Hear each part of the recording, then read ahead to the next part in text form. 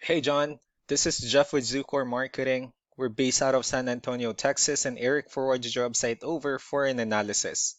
In this video, I'm going to show you how you can get more customers on Google. We're also going to run through a couple of things that you can implement right now. And aside from viewing your website, we're also going to look at one of your top competitors' website and show you how they're currently beating you online and the things that you can actually do differently to counteract that. But first, we'll start off with your website. Well, you actually have a pretty good looking website. I mean, you have your logo at the top, you have your contact numbers, you also have give photos, services you offer, pretty good layout. You have your client testimonials, which is important for a website, pretty good amount of contents, and your company's information at the bottom. So there's actually just some few things we're going to get over with first to make sure we get you on top of the search list. One thing I can tell right off the bat is that Google loves content. Google is actually looking for 1,500 words on a homepage, and in addition to this, the more content you'll have, the more you look like an expert in Google's eyes. So of course, if you want to beat out the competition, you'd want to have 1,500 words or more. Let's go ahead and do a quick count just first to see how many words you have on your homepage. We currently have 1,387 words, which is a pretty good number. However, we're still kind of behind with the goal of 1,500. So if you add a few more words into your homepage, the better. Another thing we'd like to talk about are keywords. Google is also looking for keywords. It's looking for what the site should be found for.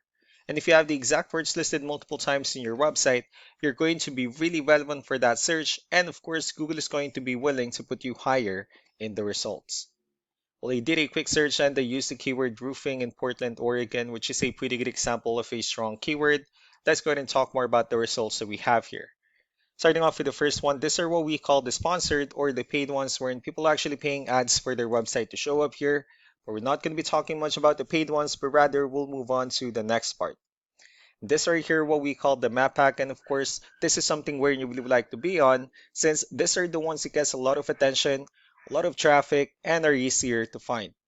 One way for you to be here is you'll need to have Google My Business profile wherein you'll enter as much information as possible, like the company name, phone number, email, company address, hours of operation, photos, and so on and so forth.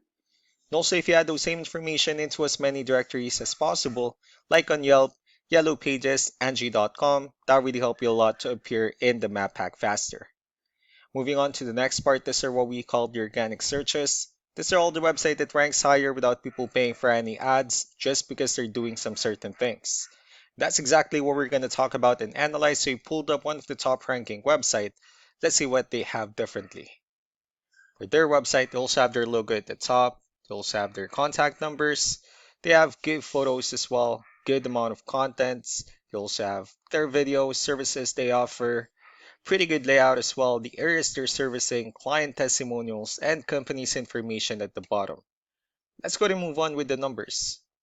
So we have here Ahrefs, one of the paid tools that we're using for us to have some more information on the backend of your website. We'll be talking more about the numbers starting off with DR.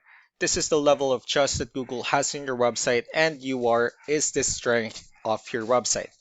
Backlinks, on the other hand, are their website that refers to your website, so they're like shoutouts from different directories like Yellow Pages, Yelp, and the like. Let's go ahead and take a look at your competitors' numbers. With DR and UR, it shows that Google considers their website a much more trustworthy and a stronger website. That's also because they have more backlinks, they have more keywords, which gave them way more traffic within the last 30 days.